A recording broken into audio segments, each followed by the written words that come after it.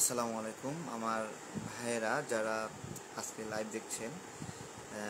এই মুহূর্তে কিছু কথা বলবো শুভাকাঙ্ক্ষী ভাই যারা আছেন, যারা আমাকে আমার বন্দি ভাইদের বিষয়ে হেল্প করেছেন অনেক, তাদেরকে কিছু বলা দরকার আছে। তারপরে হলো যে সকল শুভাকাঙ্ক্ষী ভাই এখনও মানে বিষয়টা এড়িয়ে গেছেন তাদেরকেও বলার কিছু আছে। ঠিক আছে, হ্যাঁ। তো এই আমাদের এই সংকটে সবাই কোনো না কোনোভাবে সাপোর্ট করছে, হেল্প করছে সবাই। কেউ কেউ ফেসবুকে আমার ভাইদের মুক্তির জন্য কথা বলছে, কেউ কেউ পোস্টার বানিয়ে দিচ্ছে, আবার কেউ বন্দি ভাইদের জন্য কিছু টাকা দিচ্ছে। অনেকের মনে প্রশ্ন থাকতে পারে যে বন্দি ভাইদের জন্য টাকা দেয় কিভাবে। আপনারা জানেন যে আমাদের এই ভাইয়েরা যারা আছে তারা দাগি কোনো আসামি না, রাষ্ট্রদ্রোহী কোনো কাজ করেনি।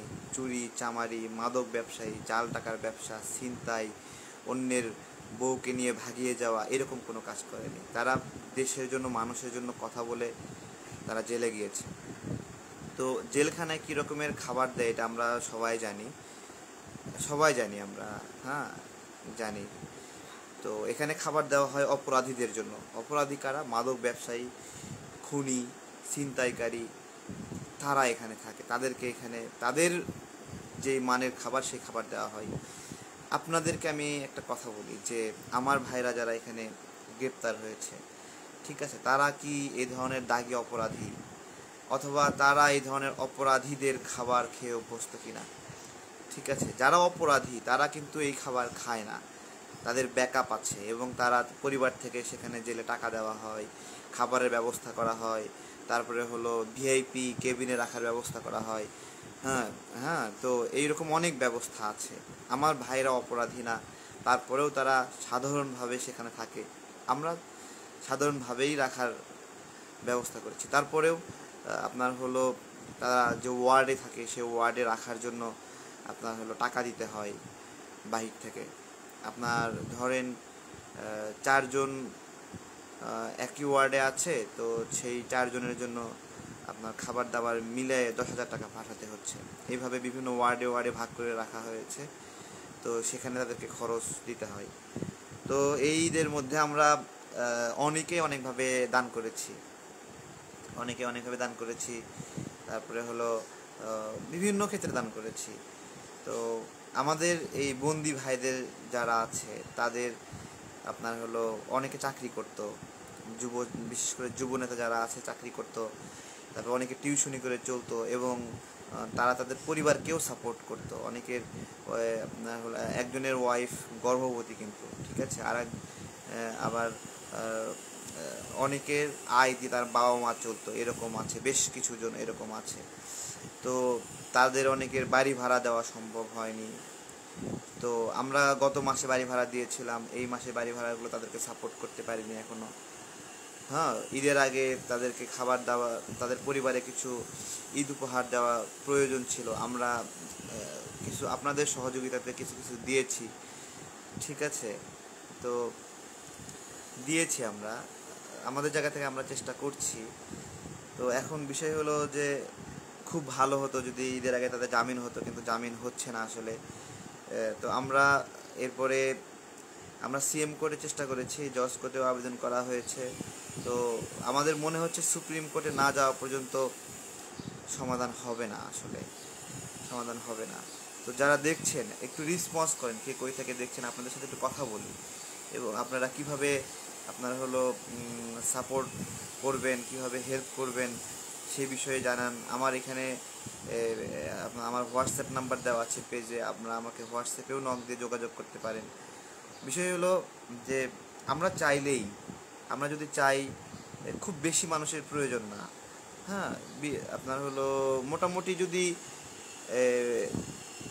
100 জন সামর্থ্যবান যদি আগায় আসে, তাহলে দেখা যাচ্ছে যে 54 ভাইয়ের সমস্যা ইজিলি সমাধান হয়ে যায়। ঠিক আছে, 100 জন মানে সিম্পল 100 জন বলছি, কিন্তু 100 জনও আগায় আসে না আসলে। ঠিক আছে, আমি একটা কাজ করি নিয়মিত, যে আমাকে যারা হোয়াটসঅ্যাপে নক দেয় আমি তাদেরকে বিভিন্ন সময় সহযোগিতা চেয়ে একটা করে মেসেজ পাঠাই যে এই বিষয়ে আপনারা সহযোগিতা করতে পারেন। যেমন বন্দি ভাইদের জন্য সহযোগিতা চেয়ে আমি প্রায় 700 জনের কাছে মেসেজ করেছিলাম হোয়াটসঅ্যাপে, যারা আমাকে বিভিন্ন সময় নক দিয়েছিল। আপনারা জেনে আশ্চর্য হবেন, মানে আপনার বা আমার সামর্থ্য নাও থাকতে পারে, আমাকে যদি কেউ সহযোগিতা চেয়ে যদি কেউ মেসেজ দেয়, কোনো প্রবাসী ভাই বা কোনো ব্যবসায়ী বা কোনো ছাত্র বন্ধু যেই মেসেজ দেয়, আমি সহযোগিতা করতে পারি না পারি একটা উত্তর দেই যে আপনার হলো আমি এই মুহূর্তে পারছি না। আপনারা আজব হবেন যে আমি প্রায় 700 জনকে মেসেজ পাঠিয়েছি, সেই 700 জনের মধ্যে এই 10 থেকে 12 জন রিপ্লাই করেছে। ঠিক আছে, 10 থেকে 12 জন রিপ্লাই দিয়েছে, সর্বোচ্চ 15 জন রিপ্লাই দিয়েছে। যে আমি লিখেছিলাম এভাবে যে আপনারা অনেকেই তো ঈদের মাঝে বিভিন্ন জনকে হেল্প করেন, সহযোগিতা করেন, আপনাদের এই বাবদ একটা ফান্ড থাকে মানুষকে সাথে করে নিয়ে ঈদ করার জন্য। তো আমার ভাইয়েরাও অনেকে মানে জেলে আছে, তাদের পরিবারকে কিছু সাপোর্ট করা প্রয়োজন, তাদেরকে জেলখানায় কিছু টাকা পয়সা দেওয়া প্রয়োজন, তাদের জন্য ঈদের জামা কিনে দেবো আমরা, সেটা দেওয়া প্রয়োজন। ঠিক আছে, তা আপনারা কিছু আপনাদের দানের অংশ থেকে একটা ছোট্ট অংশ আমাদেরকে সাপোর্ট করেন। তো 700 জনের কাছে মেসেজ করে 15 জনের মতো উত্তর দিয়েছে, রিপ্লাই দিয়েছে।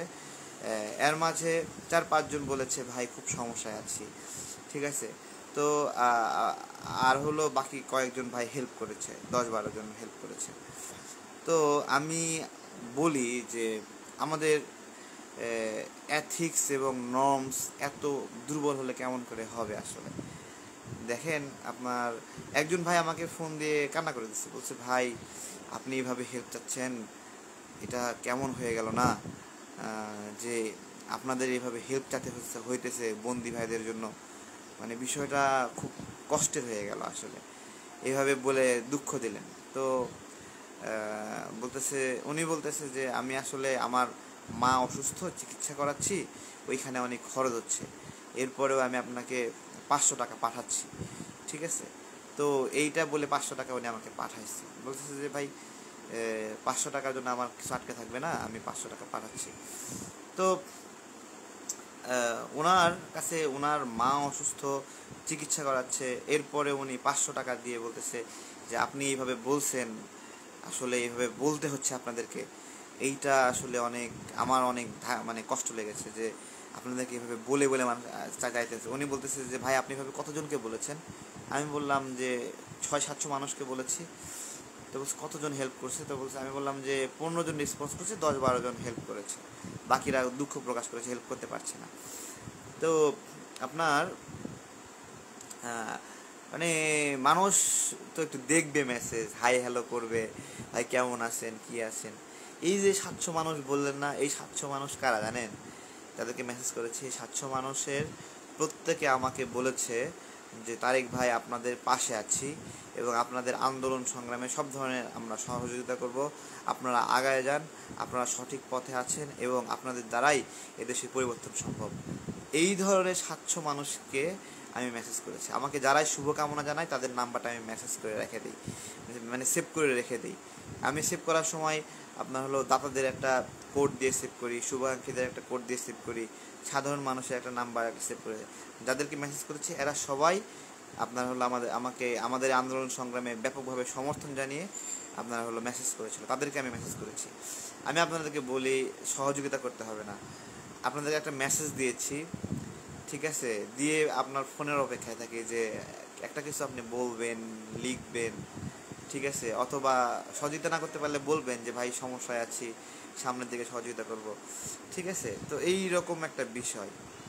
তো আসলে মানে আমরা যেভাবে দেখি না, আসলে ওইভাবে না। হ্যাঁ, যেভাবে আমরা প্রত্যাশা করি যে অনেক মানুষ গণতন্ত্রের জন্য সংগ্রাম করছে, অনেক মানুষ গণতন্ত্রকে প্রমোট করার চেষ্টা করছে, অনেক মানুষ আন্দোলন সংগ্রামকে প্রমোট করে, এইটা আমরা যেভাবে প্রত্যাশা করি বা আমরা যেভাবে ভাবি, এটা না আসলে। মানে আমাদের মাঠ পর্যায়েও মানে সংখ্যা খুব কম, ঠিক আছে। মাঠ পর্যায়ে এই আমরা ঢাকা শহরে 1-1.5 হাজার মানুষ নিয়ে সবসময় অ্যাক্টিভিটি চালাই। হ্যাঁ, আর এমনিতেই সদস্য আছে 7 থেকে 8 হাজার মতো হবে। তো এর মধ্যে 1-1.5 হাজার সরাসরি অ্যাক্টিভভাবে আমাদের সাথে কাজ করে, তাহলে ঢাকা শহরে কত মানুষ তাদের মাঝে 1-1.5 হাজার মানুষ হেল্প করে, মানে আমাদের সঙ্গে থাকে আর কি, কাজ টাজ করে। এরা সবাই বেশিরভাগই, এরা কেউই ধনী পরিবারের সন্তান না, এরা কেউই বিত্তবান না, এরা সবাই ছাপোষা, হকার, তারপরে হলো দোকানের কর্মচারী, তারপরে হলো পান বিক্রি করে, ডিম বিক্রি করে, চা বিক্রি করে, তারপরে ফার্মগেটে ফুটপাতে আপনার হলো এই যে মানে কাপড় বিক্রি করে, গুলিস্তানে কাপড় বিক্রি করে, চকবাজারে কুলি, এরা হলো আমাদের এখানে সদস্য। আমার খুব ভালো লাগে যে আমাদের এই আন্দোলন সংগ্রামটা ধনী লোকের বিলাসী আন্দোলন সংগ্রাম না, এখানে খুব খেটে খাওয়া মানুষ, খুব কষ্ট করা মানুষগুলো এইখানে শ্রম দিচ্ছে, এবং আপনার হলো এই শ্রমটা যে কত মূল্যবান, এই দুঃখী মানুষদের শ্রম, এটা বলে বোঝানো যাবে না। যেমন ইসমাইল নামে যে ছেলেটা আছে, ওর বাবা চটপটি বিক্রি করে, বাবা চটপটির গাড়ি ঠেলতে পারে না, ও কি করে সকালবেলা গাড়ি ঠেলা নিয়ে যায় নির্দিষ্ট জায়গায় বসায় দেয়, বাবাকে দোকানটা সাজায় দেয়, তারপরে সে কলেজ যায় এবং কলেজ শেষ করে আবার দোকানে যায়, সব কিছু গুছায় নিয়ে মানে ওই ভ্যানটা ঠেলে আবার বাড়িতে নিয়ে আসে, বস্তিতে নিয়ে আসে। এটা হলো ইসমাইলের কথা। ওই ছেলেটা কিন্তু গ্রেপ্তার হয়েছে, ইসমাইল গ্রেপ্তার হয়েছে। ওর বাবা চটপটির গাড়িটা এখন কে ঠেলে বোঝেন তাহলে। তারপরে হলো তানভীরের কথা বলি। তানভীর হলো একটা হোটেলে কাজ করতো, হোটেলের মেসিয়ার বা বয়, ঠিক আছে। তো তানভীর আমাদের সাথে কাজ করে, অনেক দিন থেকে কাজ করতেছে। তো আসে, আমাকে একদিন বলল, তারেক ভাই ওই আমার ছেলে অসুস্থ অনেকদিন ধরে, একটু চেক আপ করা দরকার। আমি বললাম কী অসুস্থ? বলতেছে সে ভালোভাবে নিঃশ্বাস নিতে পারে না, খায় না। তো আমি বললাম চলেন দেখি। তো নিয়ে গেলাম, তো ওই পিজি হসপিটালে নিয়ে গেলাম। ওরা বলতেছে একটা পরীক্ষা দিয়ে বললো যে হার্টের সমস্যা, ছোট বাচ্চা 7 মাস বয়সে হার্টের সমস্যা। তো ওকে আবার ও হার্ট ফাউন্ডেশনে নিয়ে গেলাম, ওইখান থেকে টাকা খরচ বেশি, জাতীয় হৃদরোগ ইনস্টিটিউটে নিয়ে গেলাম, সেখানে গিয়ে পরীক্ষা টরীক্ষা করালাম। ওরা বলতেছে অপারেশন করার লাগবে। আমি ওর চিকিৎসার বিষয়টা দেখতেছিলাম নিয়মিত, আসলে আমি চুপ করে থাকতে পারি না, নিজে না খেয়ে থাকে হলেও বা ভিক্ষা করে হলেও একজন মানে আমার কর্মী, তাকে আমি সর্বোচ্চ সাপোর্ট দেওয়ার চেষ্টা করি। তো তা বললাম, তারপরে চিকিৎসা করাচ্ছি। এর মাঝখানে মোদি বিরোধী আন্দোলনে গ্রুপে রিপোর্ট দিয়ে দিয়েছি যে আমাদের সবাই আসতে হবে। দেখি সেও চলে আসছে প্রোগ্রামে। আমি বললাম আপনি কেন আসছেন? আপনার বাচ্চা অসুস্থ, আপনি সোহরাওয়ার্দীতে ভর্তি করেছিলাম, মানে জাতীয় হৃদরোগ ইনস্টিটিউটে ভর্তি করায়নি, পরে সোহরাওয়ার্দীতে ভর্তি করাছিলাম, বাচ্চার ওজন বৃদ্ধি করতে হবে, হ্যাঁ, হাসপাতালে রেখে চিকিৎসা করায়, তাহলে ওজন বৃদ্ধি করার পরে অপারেশন করতে হবে। আমি বললাম আপনি কেন আসছেন? তো বলতেছে তারেক ভাই আজকে মনে হয় হামলা করতে পারে, তো মনে করলাম যে আমি যদি থাকি তাহলে সংখ্যা একজন বৃদ্ধি পায়, ওই জন্য চলে আসছি। তো তানভীর কিন্তু সেদিন গ্রেপ্তার হয়ে গেল। মানে আমরা ছিলাম, আমরা অনেকে গ্রেপ্তার হইনি বা আমাদের গ্রেপ্তার করতে পারেনি। তানভীর গ্রেপ্তার হয়ে যায়, তার বাচ্চারা এখনও অসুস্থ, অপারেশন করাতে হবে। আমরা কয়েক দফায় তাকে টাকা দেওয়ার চেষ্টা করেছি। একবার আমি 5,000 টাকা নিলাম, এক ভাইয়ের কাছ থেকে নিয়ে দিলাম। একবার দিলাম হলো মীর মোহাম্মদ দোস্ত নামে একটা চাচা আছে, উনি প্রবাসী ভাই, উনি দিল হলো 8,500 টাকা।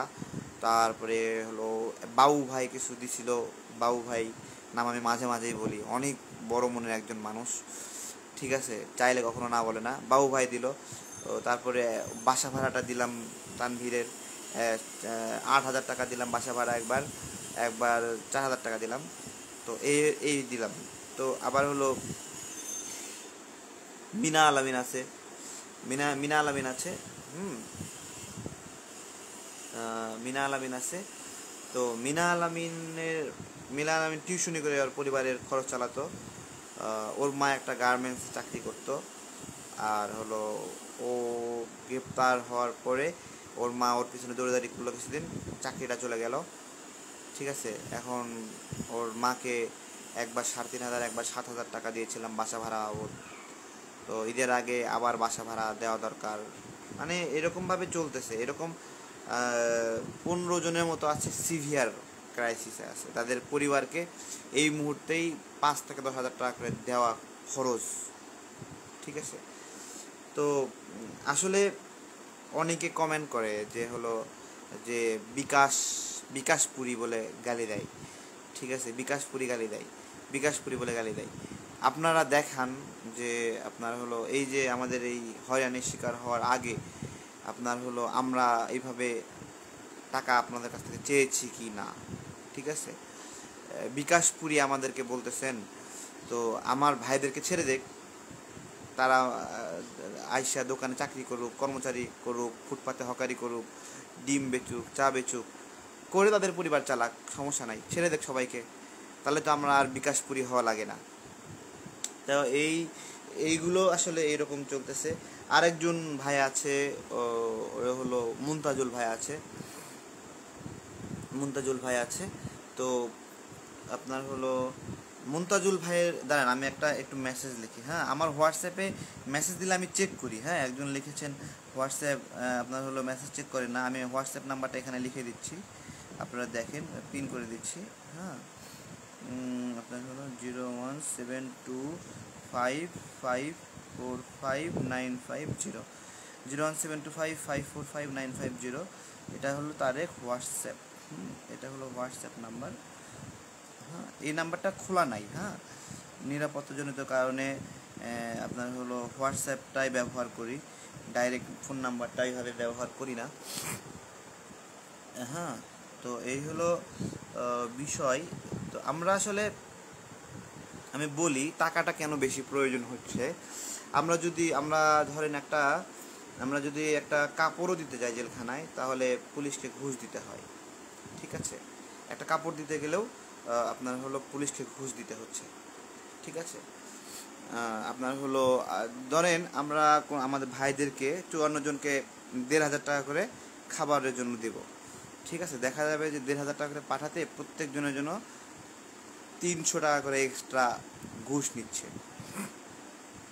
জেলে 3 মিনিট কথা বলা যায়, ফোনে কথা বলতে পারে, আমাদের সাথে যোগাযোগ করতে পারে 100 টাকা দিয়ে, 3 মিনিট কথা বলতে পারে একজন, 100 টাকা লাগে 3 মিনিট কথা বলতে। তো আপনার হলো এইভাবে আসলে চলছে। প্রথমত জেলে হলো ভাইদেরকে আলাদাভাবে খাবারের ব্যবস্থা আমরা বাইরে থেকে করি, সেজন্য খরচ করতে হচ্ছে, আর আমাদের ভাইদেরকে ওয়ার্ডে রাখা হয়েছে, ঠিক আছে। তো সেখানেও ওয়ার্ড ভাড়া দিতে হয়, হ্যাঁ। এটা আমি জানি না এটা বৈধভাবে নেয় নাকি অবৈধভাবে নেয়, তবে এটা আমরা বিয়ার করার চেষ্টা করছি। এটা হলো মোটামুটি বিষয়। আর যে সকল ভাইরা হেল্প করছেন তাদের, আমাকে বেশিরভাগ হেল্প করছেন বেসিক্যালি প্রবাসী ভাইরা বেশি হেল্প করছেন, হ্যাঁ। আপনার হলো আমার দেশের যারা নাগরিক আছে তাদের কোনো দায় নাই, তারা হেল্প ওইভাবে করে না। এরা অনেকেই, মানে আমার প্রবাসী ভাইদের অনেকে লকডাউনের কারণে আয় ইনকাম নাই, তারপরেও তারা হেল্প করে। আর দেশে যারা চাকরি করে, সরকারি চাকরি করে, ব্যবসা করে, ভালো বিত্তশালী আছে, ঠিক আছে, সরকারি চাকরি করে, আমাদের এই আন্দোলনের কারণে তারা অনেকে চাকরি পাইছে, হ্যাঁ, কোটা সংস্কার আন্দোলনের কারণে অনেক চাকরি পাইছে, কোটা ছাড়া চাকরি পাইছে অনেক অনেক অনেক। ওদের যদি মানে 100 ভাগের মধ্যে 1 ভাগ চাকরি প্রাপ্তরাও যদি একটু আগায় আসতো, তাহলেও এই সমস্যাগুলো সমাধান হতো না। এরা কেউই আমাদের সাথে যোগাযোগ করে না, কেউই না, ঠিক আছে। আমরা যে স্বপ্ন দেখতাম যে আমাদের ভাইরা আমাদের আন্দোলনের কারণে যারা চাকরিতে ঢুকলো, সরকারি চাকরি পাচ্ছে কোটামুক্তভাবে, প্রথম শ্রেণীর চাকরি, দ্বিতীয় শ্রেণীর চাকরি, ঠিক আছে, হ্যাঁ, 9 থেকে 13তম গ্রেড পর্যন্ত, 9, 10, 11, 12, 13, 9, 10, 11, 12, 13, 5টা গ্রেডে কোটামুক্তভাবে চাকরি পাচ্ছে।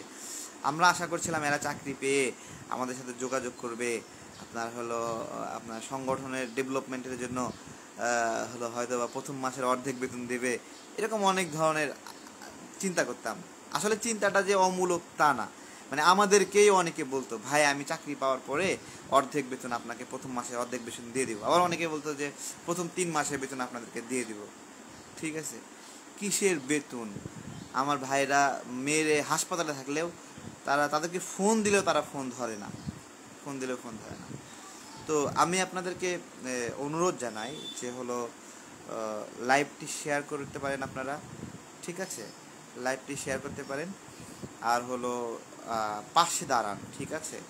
আমাদের এই সংকটটা আসলে সবসময় থাকবে না, সব সময় কিন্তু থাকবে না এই সংকট। এক সময় এই